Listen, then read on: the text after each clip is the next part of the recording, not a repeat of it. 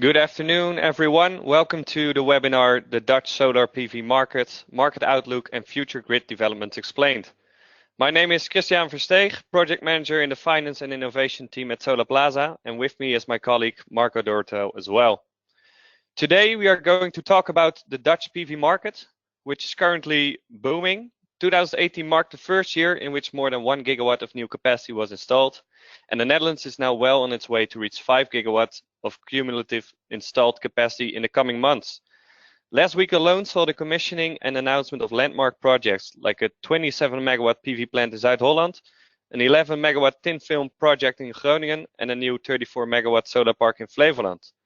These developments are still largely spurred by the SD Plus subsidy scheme. So one thing's for certain, 2019 will be another boom year for Dutch solar PV. However, the surge of solar PV in the Netherlands is also resulting in significant challenges, especially for the country's electricity grid. This is increasingly becoming the case. Grid operators are issuing reports about grid congestion in a growing number of areas. The goal of this webinar is to provide you more information on the status of the Dutch PV market and the future policies for solar PV, as well as the current status, problems, and possible solutions of solar in connection to the electricity grid. On the 13th of June, we will go much more in depth during the 11th edition of the Solar Future NL. Before we continue, I would like to introduce Solarplaza to you. Our mission is to positively impact the world by accelerating the sustainable energy transition. Through our events, newsletters, and news portal, we help renewable energy professionals become more effective in their business development by providing unique networking opportunities and high-level content. Since 2004, we have organized more than 100 events all across the globe in more than 30 countries. In the upcoming months, we have some exciting events coming up, such as the Solar Future France, Solar Market Parity Italy, as well as our first floating solar conference taking place in Amsterdam. This webinar is in anticipation of the Solar Future NL, taking place on June 13th in Utrecht. Once again, we will assemble the most relevant solar professionals in the Dutch market and discuss the challenges and opportunities related to the Dutch PV market. As the leading business and strategic platform for the Dutch solar energy market, we are expecting over 300 attendees from all relevant stakeholder groups. Hot topics will include grid developments, land availability and utilization, PPAs, solar in a future subsidy-free market, and more. Make sure to check out the website regularly as we are continuously updating the program, confirmed speakers, and the list of attending companies. This is our webinar program for today. First, Jaap Baarsma, Chairman of Holland Solar, will tell us more about the status and future policies of solar PV in the Netherlands. And next, Huibert Baud, Manager Strategy and Innovation at grid operator Liander, will dive into the current status, problems, and possible solutions of the relation between solar and the electricity grid. After both presentations, there will be room for questions from your side in the Q&A. Some final practical notes. It is possible to submit questions during the entire webinar by typing them in the questions menu. Please indicate to which speaker the question is directed, and we will try to discuss all of the questions at the end of the webinar. Furthermore, in case you have technical questions, you can use the chat box. The whole webinar will be recorded and presentation slides will be made available after the webinar. Let's continue with the webinar and go to the first speaker. Jaap, please go ahead. You have the mouse and the controls.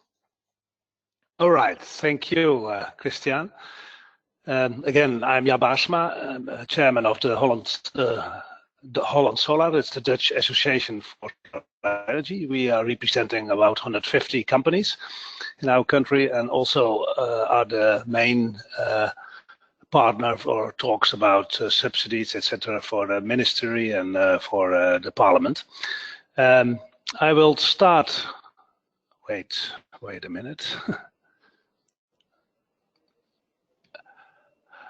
Yes, I will start, and we are representing also the solar thermal sector, but our main focus at the moment is on solar PV, of course.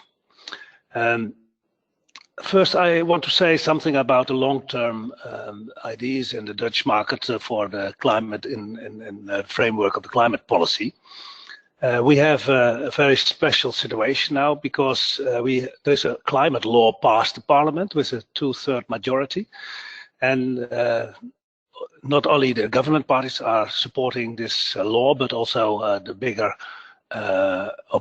opposition parties, and therefore it's a good base for the future. And there it's stated that there will be a 49% reduction of greenhouse gases in 2030.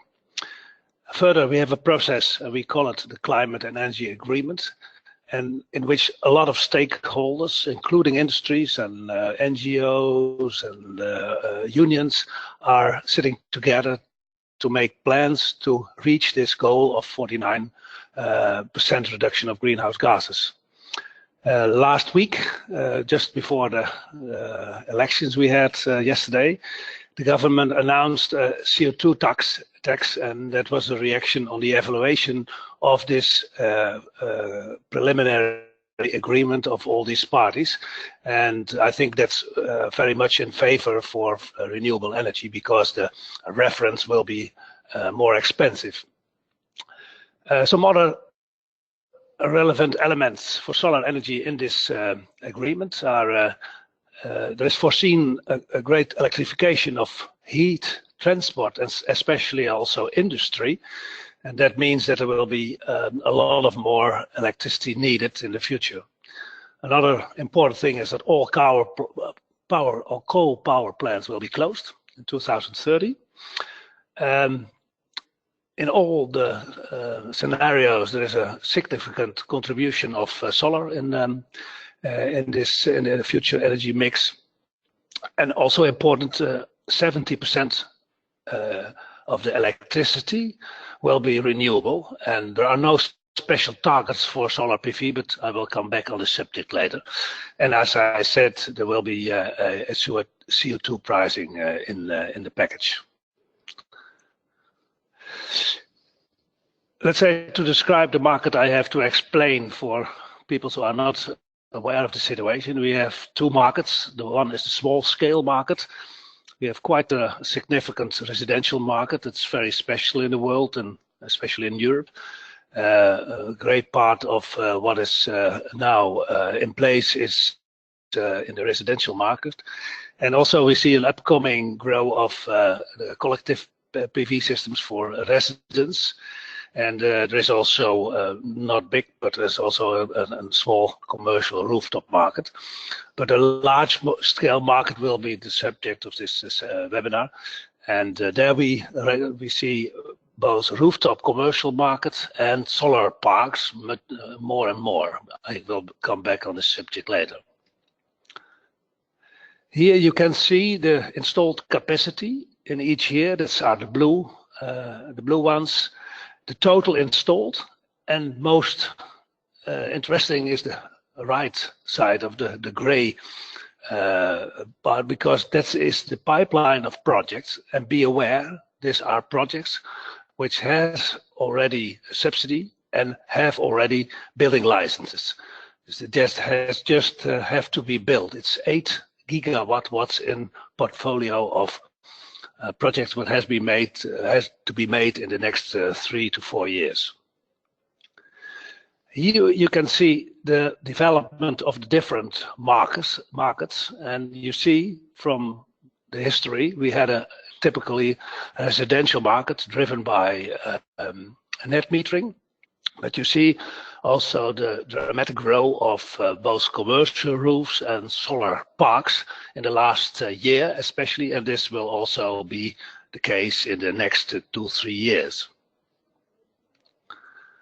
This is also an interesting slide, because it's a projection of the projects, the top 50 projects in megawatts, where in the middle of this year there will be the first 100 megawatt projects in the north of Holland, and you see that there are quite a number of solar parks that are the green ones, and the red ones are the rooftop projects. And just on the right side you see one, and that's one blue and that's the biggest water-based park at the moment of nearly 2 megawatt.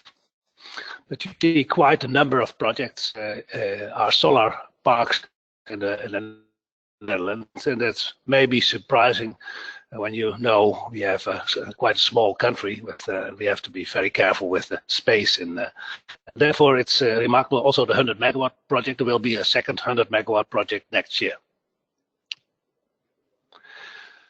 Now, let's say very shortly about the small scale PV market. Let's say there will be more combination with storage, especially with electrical transport, because that is very fast growing in the Netherlands. And we expect also in the near future a lot of flexibility organized by digital services. And but our main focus is, of course, in this webinar on the bigger market. But one important thing for the people who are interested in it's the net metering is always a discussion in Holland, but it will remain at least until 2021. For the large-scale projects, we see that the SDE Plus grants are still in place. It's a system based on euros per kilowatt hour over 15 years. And I said 2017, 6 billion, but it has to be 2017, 2 times 6 billion, and 2018 also 2 times 6 billion euro. But it's a system what's paid by additional tax on energy of both the businesses as the residents. And it's an open, competitive tender for all renewables, but they have all a different maximum. Let's say for solar, there's a lower maximum than for wind, and therefore the last years, as you will see in then one of the next slides, there's been place for solar more and more. There's also a different maximum for the different size of projects, and also for rooftop and solar park, there's a different maximum. And we expect that also based on the agreement, the climate and energy agreements, that there will be in the future more obligatory frameworks for the business sectors to have to produce their own energy on their own roofs. But nowadays, it's the big market is mainly driven by the SDE Plus grants. You can see more and more solar PV on water, inland, and there are even some very first developments for offshore. But let's say inland, it will be become for sure a significant market. You see a lot of combinations of especially wind and solar. It's developing because from the grid point of view, it's very interesting to combine wind and solar in the Dutch climate circumstances. And of course, there are also in our country developments in storage, electrical storage, but also storage with U2 hydrogen conversion. Because, as you know, our country is quite famous for the gas network, and therefore there are developments for the long-term storage of energy, other developments in the hydrogen cycle. Here you can see, you can see that from 2016, the PV has to be enough competitive to be part of this SDE Plus. As I said, it's a competition between the different techniques, but from 2016, 17, you see quite a large part of the budget was for solar energy. Also 2018, the second half, will have quite a lot of PV what is applicated and also will be approved. And here you can see the autumn round of 2018, and you can see there are different phases. That's the ID. The first phase is up to 9 cents, and the second phase is up to 11 cents, and the third phase is up to 13 cents. And you have to you can bring in every amount of money. That's a typical auction. And as you can see on the right side, the maximum budget is not enough to have all the projects approved. And as you can also see, the wind energy is in most cases the cheapest, and solar up to now the most expensive. And part of the solar projects in 2018, the second round, will not be approved.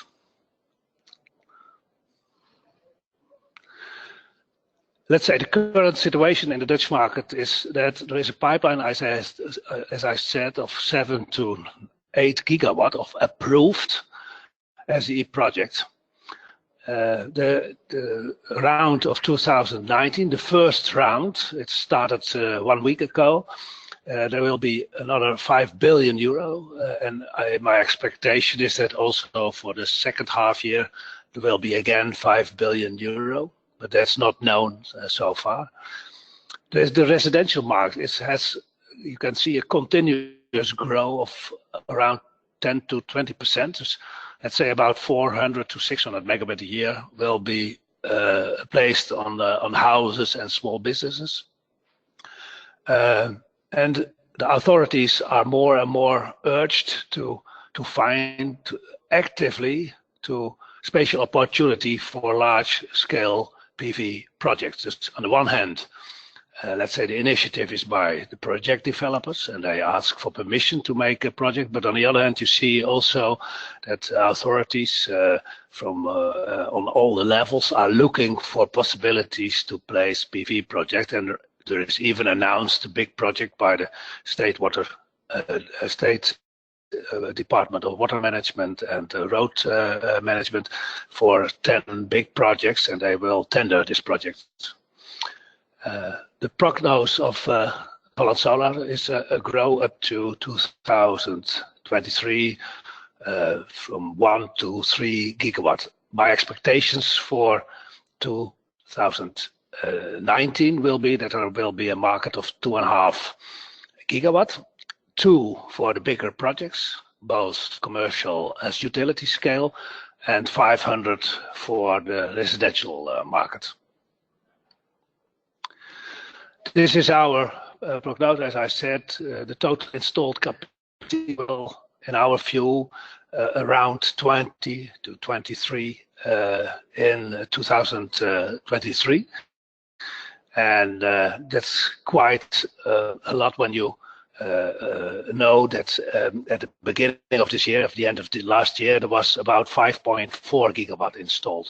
We have a lot to do in our country, but as I said, there is a pipeline of approved projects of 8, and there will be another 2 to 2.5 added for the last half year of 2018, and also 2 times the amount in 2019, and therefore this looks to be a reasonable estimate. The main challenges are, as I said, space for especially utility scale projects, and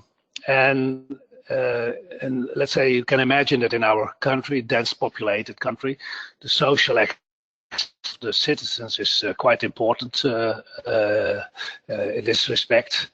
The use of roof is promoted by the government and by the municipalities, because that's the most easiest way to have a lot of solar, of course, and also without any building license. That makes it quite easy to have it on roofs.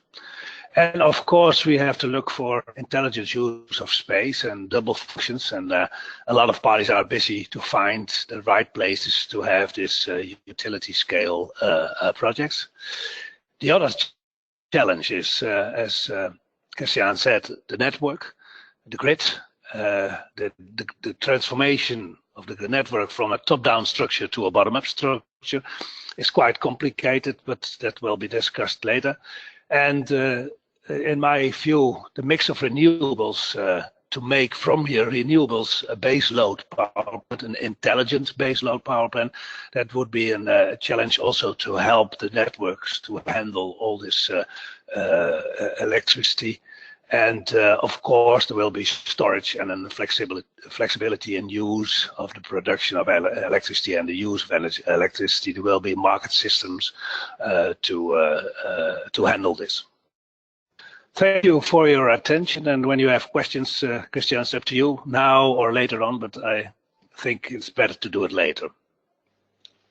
Yes, thank you very much for your presentation, Jaap. Exactly, we will do the Q&A at the end of the presentation. So in the meantime, for our listeners, please keep submitting your questions in the question box while we continue right away with the next presentation. Huibert, we will give you controls now. Please feel free to start your presentation as well. Yes, thank you, Christian. Well, I'm Huibert Baud, Manager Innovation and Strategy at Liander. Liander is one of the regional grid companies in Holland. We cover more or less 1/3 of the country in the region in the west, northwest, Friesland in the north, and Gelderland, which is a large province in the east. And I will elaborate a little bit on well, as Jaap explained, expected grid problems we have. And I was told the audience would be rather technical, so hopefully I don't go too much in depth and you can understand everything I'm trying to say. So I have control. First, I'll give you a little illustration of how our grid is built. As Jaap said, the grid is laid out in a historical way for a top-down energy system, which you can see. The grid is designed that we have a large generation plants, and the large generation plants transports the energy first from high power, high voltage, then to mid voltage, then to low voltage, and in the low voltage it will be distributed to the houses. And if you look at how solar will be connected to the grid, that's exactly in the opposite way. So the generation will not be from the high to the low, but from the low to the high. I think everybody knows this.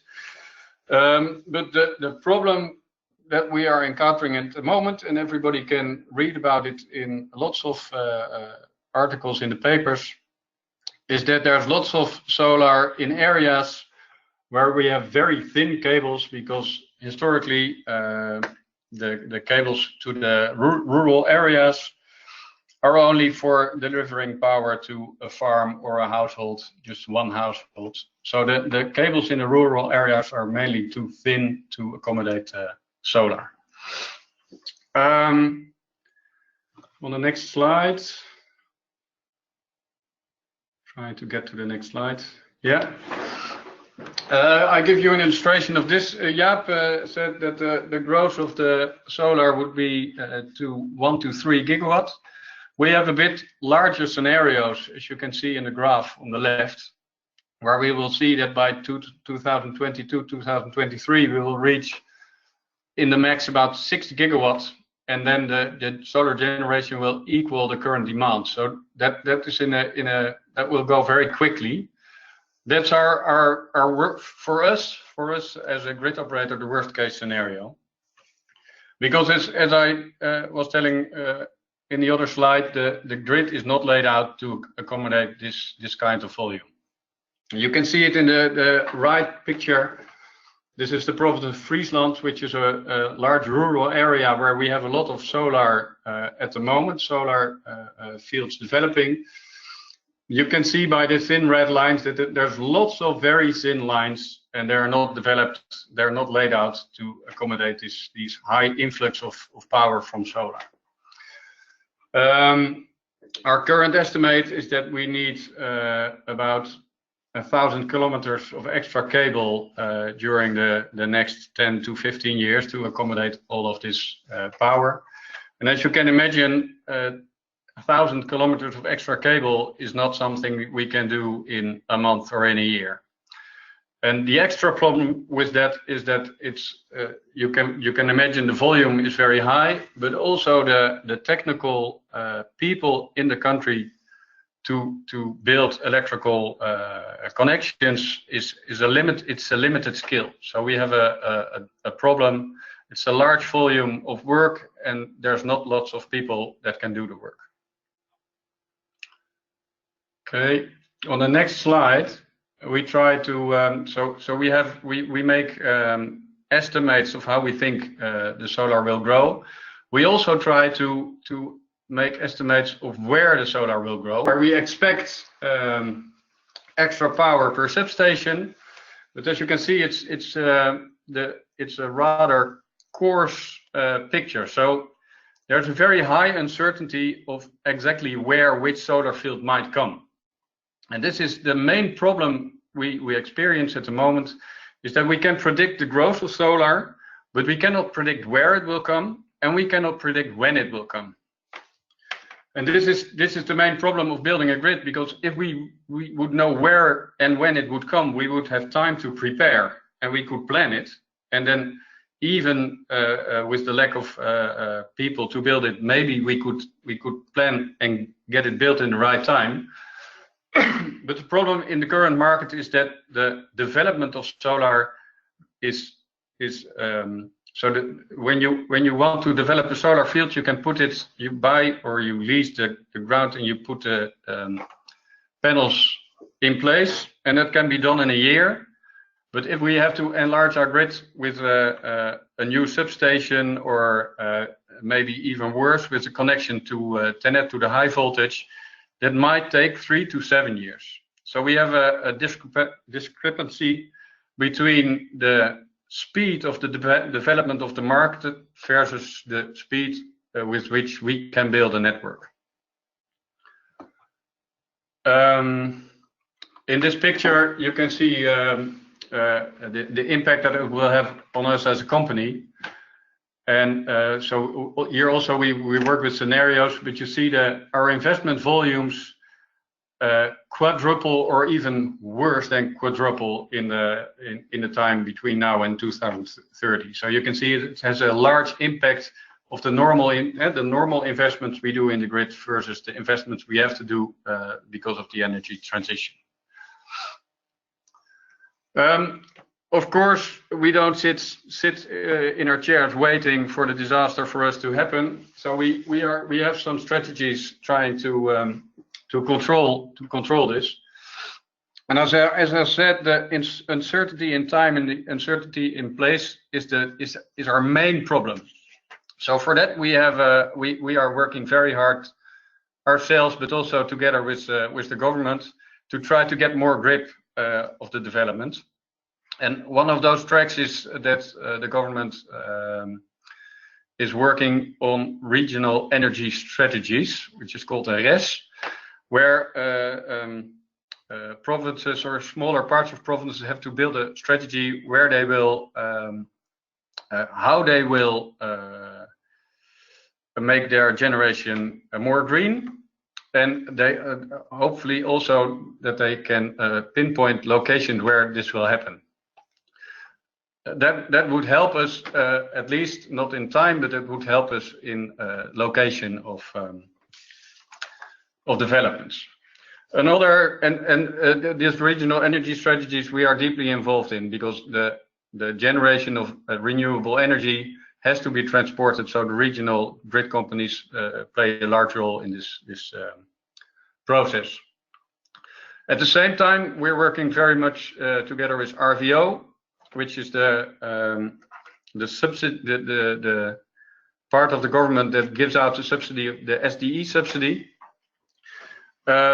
So we're trying to be involved in the SDE subsidy in a very early stage, so we can predict better where solar will develop. The problem is that we are not allowed to get all the how do you say, everybody who asks for a subsidy, that's secret information. So only in a later stage we can get information for which we can adapt our grid planning. So it helps us, but it's not. In fact, it's not long enough in advance. So we track it. And the last we have as a company, we are investing heavily in better client interaction. So that's also why I'm here at this moment. So for us, it's very important to be in a very early stage in contact with our clients, so we have a better feeling of which development can take place where. And maybe it's good to give an example. If you look at Friesland, there's about 7 or 8 substations in the province. And if the solar development, we think that the solar development will first take place in the west, in the northwest, and we start building a bigger substation in the northwest. And then the market develops in the east, then we have invested in the wrong place. Firstly, it's not an efficient investment, and we are penalized by the government for doing non-efficient investments. And secondly, we have built capacity in the wrong place. So for us, it's very important to know as much in advance as possible where the developments will take place. That's very much in the planning measurements. We're also working on ways to use the capacity of the electricity grid in a better way. And one of the things we are working on at the moment is trying to get the redundancy capacity that's in the network, and to unlock this for in-feed of solar, but also for in-feed of wind. We are obliged by the government to make a network that has a guarantee of supply and demand. But we're trying to discuss with the government that we will have a network that has a guarantee of demand, and that in the supply, so when we have an outage, that we will restore demand for customers to get electricity, and that we can wait with the restoration of the supply, so that we can wait with switching the solar back on the grid until we have finished repairing the outage. If we can do this, so we're working on this at the moment. We are also having a few clients where we are in the first steps of making a contract for this way of connecting. Then we can almost double the in-feed on the current grid. And that means that, well, we can connect double the capacity, and we have more time to plan in advance. Another thing, more in the innovative sphere, but where we will do pilots also this year, is that we will use reactive power to compensate for voltage impact on our grid. And this will mean that we will use the power electronics in inverters. So it's not our inverter, but it's the inverter of the solar company. But you can use power electronics in the inverter with reactive power to reduce the voltage impact, and this will help the grid. So we're trying this in a pilot, and if it works, we hope that lots of clients will want to use this as well.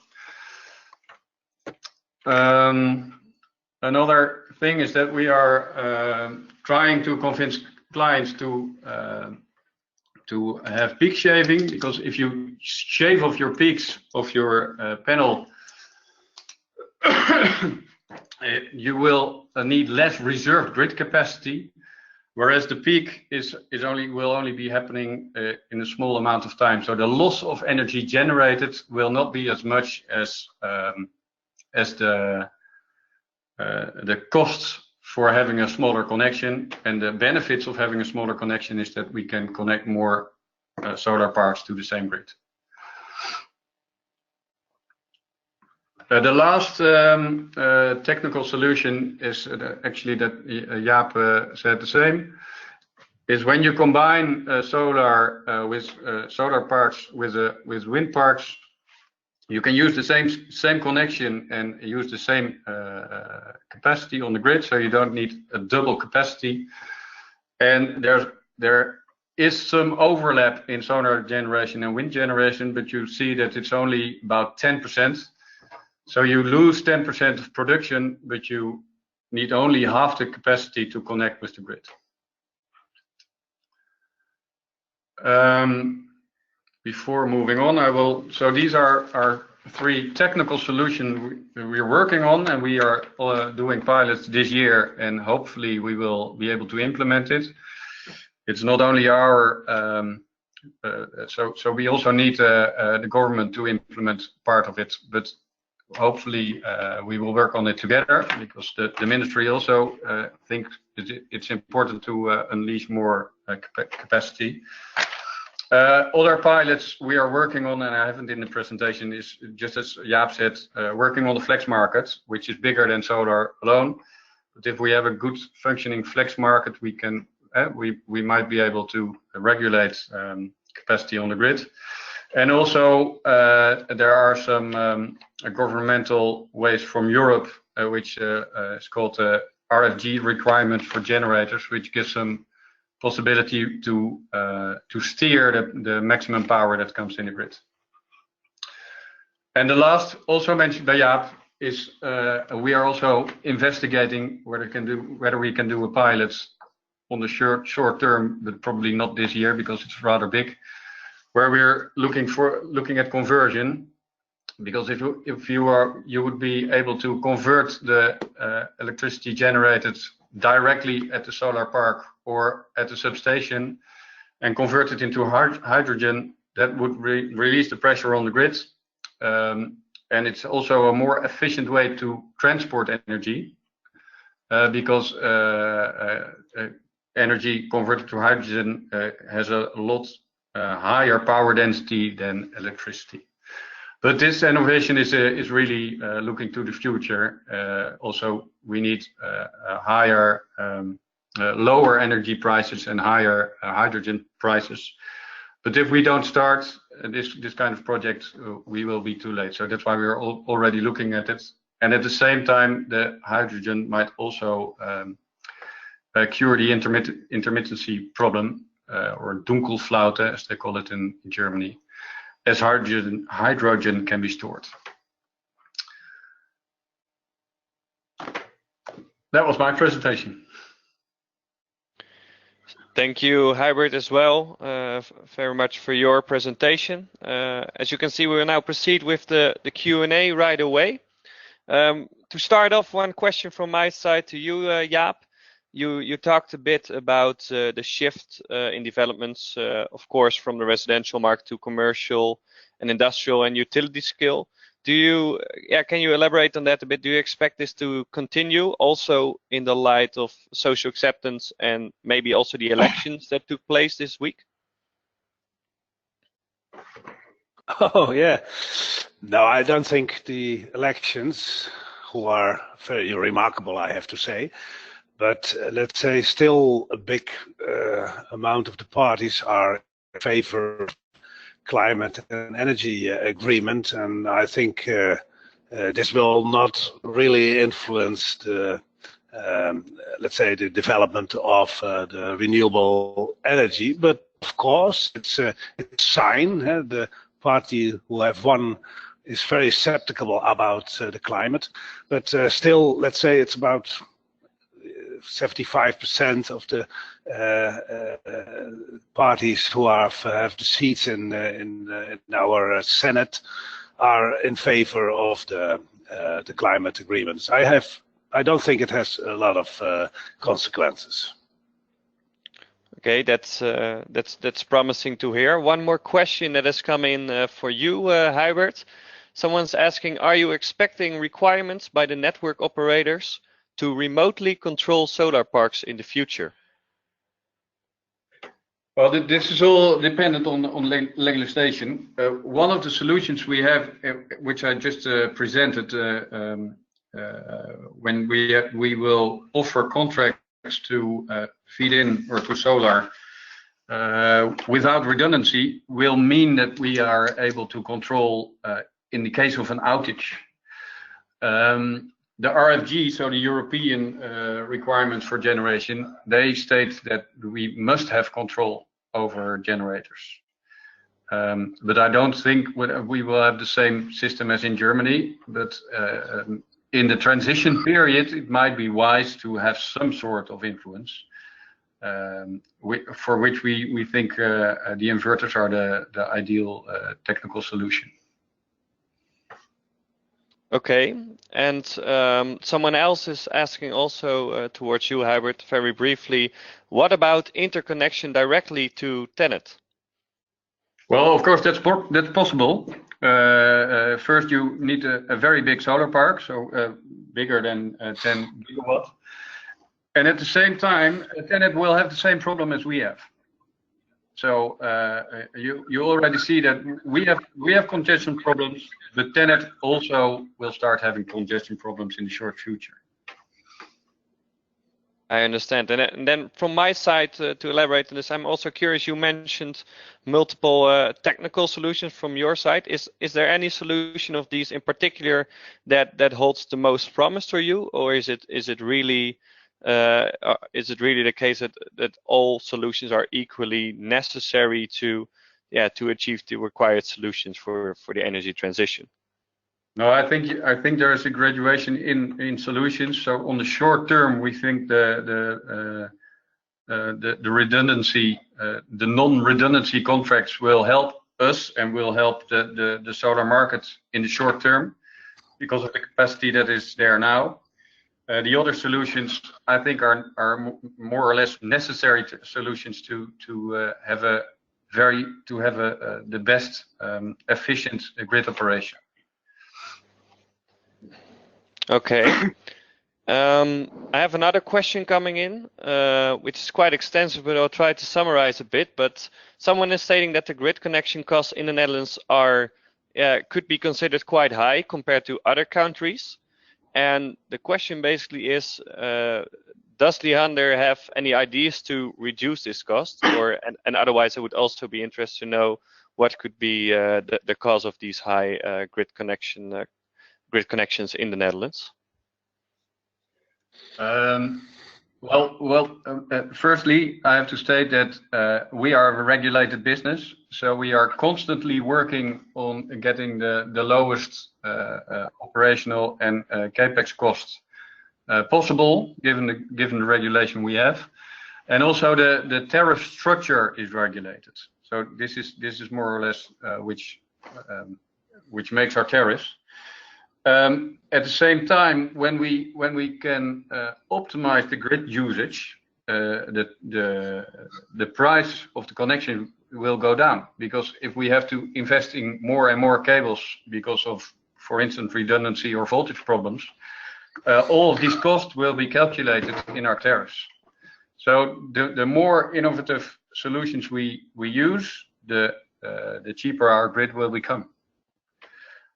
But as you could see in my picture of investment volumes, the costs will go up because we have to rebuild part of the grid. So we have to build more thicker grids at the ends in the rural areas. So the cost will go up. But I think this is the case in all countries.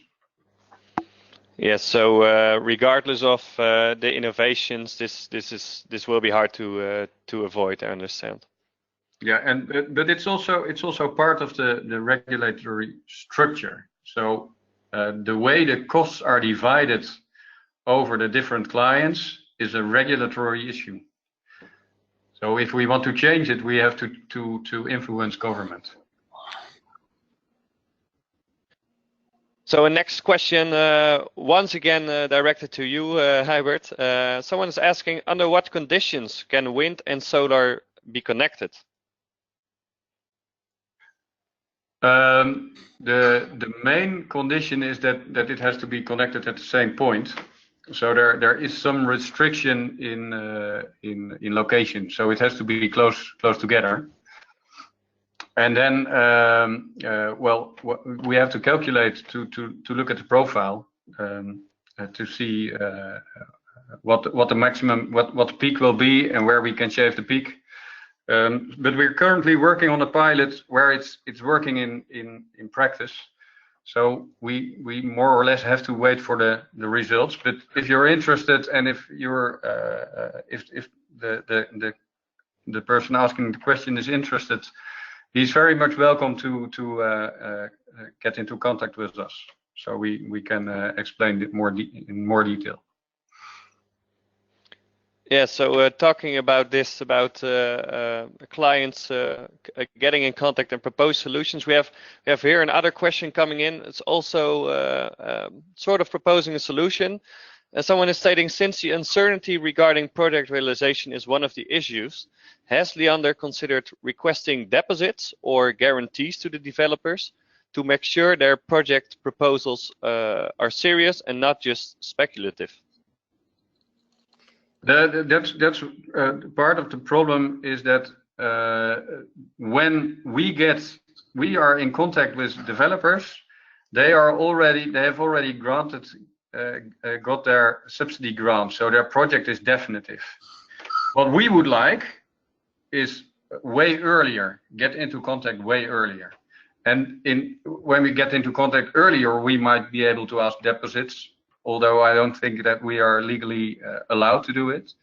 But at this moment, there's no need for it, because when we get a request, the project will go on. Okay. So getting once again back to you, Jaap, we have a question coming in. If we were to do this webinar in the next 5 years, what would you expect the market to look like? Quite a broad and general question, but nevertheless, maybe you have some thoughts about this. Oh yes, I have indeed, because also part of this climate and energy agreement is that we committed to have a subsidy-free market for commercial projects, but for utility scale projects before 2025. Personally, I expect there will be a grid parity in PPA framework in 2022 for utility scale, and maybe 2 years later for commercial scale. And that's, of course, we have to work for this this approach, because it has to be done subsidy. And I think there are good possibilities in our country with our prices for electricity and now, and I challenge all the developers to find possibilities to work out such a system of this market. But of course, at the other end, there is also a demand and a pricing and a flexibility pricing, etc. This will then be the restriction. But on the other hand, it's also for sure that in the Dutch market there will be enormous growth of demand of electricity in the future, due to the development of electrical transport, due to the electrification of the industry, and of course I think there is an interesting challenges for the, let's say, the midterm development of PPAs around 2021 to 2023, and we will see. And I challenge all the developers to work on this. Sounds interesting. One more question for you, Jaap. We have someone curious to know why you think the realization, like the percentage of realization of SD granted projects, is actually rather low up until now. No, it's not that low as some people think. Let's say we had one year, it was 2014, where we had some projects, and a lot of them are not made at the end. It's a realization of about 60%. But my personal view is that the projects of 2017 will have a realization of 75 to 80%. Okay, so that's you expect moving forward that this will steadily improve, actually. Yeah, I guess so. Yes. Okay. Turning back to you, Huibert. we have a question coming in. When do you expect the first hydrogen installations to be developed, to come online? Well, there's actually already hydrogen installations online in Germany. Also in Holland, there's already a functioning hydrogen conversion plant in Groningen, which is directly linked to solar panels. And we are currently working on an investment proposal. So I think it will be in the near future. But we will have it must be innovative, because the business case of a project like that is not a closed business case at the moment.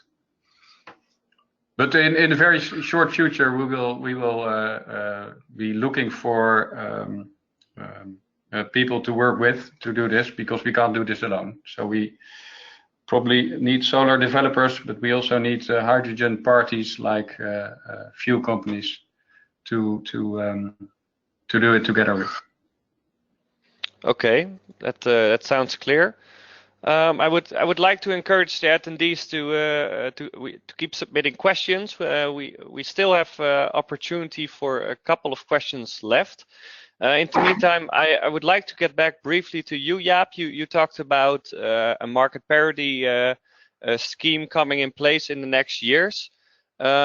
Can you elaborate a bit on this? Because I think we are expecting the SD Plus subsidy scheme to continue until 2025. So that's still for quite some years to come. How do you think this will affect, or maybe even, I don't know, hinder a market parity situation coming soon? Now, let's say the maximum subsidy possibilities will be lower as the market can handle this, and this is the way it's done in the past and will be also done in the future. And on the other hand, we will also have to be competitive with other techniques, although CCS, for example, this will be a broadened SDE plus, SDE plus plus. It's also for CCS and for energy savings. But personally, I think that the first 2 years, just 2020, 2021, there will be no competition of these techniques, but later there will be. And but also when it's possible now, it's possible already in Germany, on a utility scale, to have PPA contracts, and then the maximum, and then at the end it has to be done without subsidy. That's the idea of our competing scheme, and it also has proven to work in wind, the offshore wind, where the last projects are done without any SD plus subsidy. So I think it's clearly the aim of the government, of the Ministry of Economical Affairs, to find a way to do it at the end without subsidy. And the first projects that will be possible without subsidies are, of course, the utility scale projects. Okay, thank you, Jaap, for answering that question. We have a final question here coming in, I think also meant for you. Question is, do you expect the new SDE++ scheme will be in place in 2020, or will it be delayed? No, it will.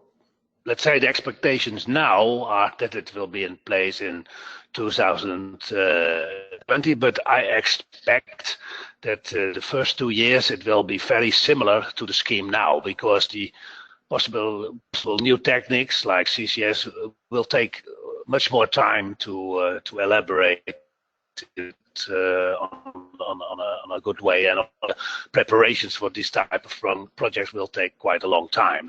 I expect that for the first 2 years it will be very similar to the SD Plus scheme. Yeah. And I've one last remark, that I may. Of course. It's good to know that it's a good Dutch tradition to be cooperative with each other, and we are working as the association very close together with the network companies within the Dutch Association for Renewable Energy, and we have now also a crash work group to find intelligent solutions to solve the problem of to solve the grid problems, and that's a typical way of working in Holland. And be aware, that's also for foreigners quite important. The network companies in Holland are totally independent of the electricity companies, and they are on our side as it in regards to the development of renewables in Holland. Maybe to add to that, because I can't agree more, Jaap. To add to that, we are also working in very close collaboration with the Ministry of Economic Affairs to make regulatory changes so that it's possible to have simpler ways of making contracts with you to incorporate innovative solutions. Okay, thank you, gentlemen, both for your comments. I would like to close off the Q&A with a final question directed to you, Huibert. Can you explain in a very high level way, someone is asking, the other ways to connect solar projects, such as share connection with industrial users with spare capacity? I don't think I understand the question. Yeah, it's quite a complicated question. So I'm also trying no, to. it's a direction. Sorry, Jaap, can you come again? Direct connection between. Yeah, direct exactly. connection between a user of energy and the park, for example. You can understand, for example, for data centers or whatever, it could be a direct connection. Okay. That makes sense. Yeah. Well, that depends on how much distance you want to cover. So if you put solar on the roof of a data center, you have a direct connection. If you use the same connection to the grid, that's very simple and very easy. I think cost-wise, it's very unwise to make a direct connection over long distance via separate cable, because I think that would be very costly. And also, I think you get planning issues with governments. But it's this is one of the reasons we are thinking about DC connections, because then you also have a more efficient power-wise connection. But the same applies as before. If you have an actual example where you want to discuss with us, please come in contact. Okay, thank you, Huibert. Thank you both, Jaap and Huibert, for the insightful presentations and the Q&A. So this will be the end of the webinar. I hope all of you enjoyed the discussion today. The recordings, including the slides, will be available on the website soon. And make sure to subscribe for updates or register right away on our event website. And please keep in mind that early bird prices expire coming Monday already. Furthermore, we already received a lot of interest as well from companies to be involved in the event. And however, there are still few opportunities to be involved as either a sponsor or exhibitor. So please contact me or one of my colleagues to discuss this further, or for any other questions you might have. Thank you very much for joining, and I'm looking forward to welcome you in Utrecht in June, or otherwise on one of our other events that are upcoming in the next months. Goodbye. Bye-bye.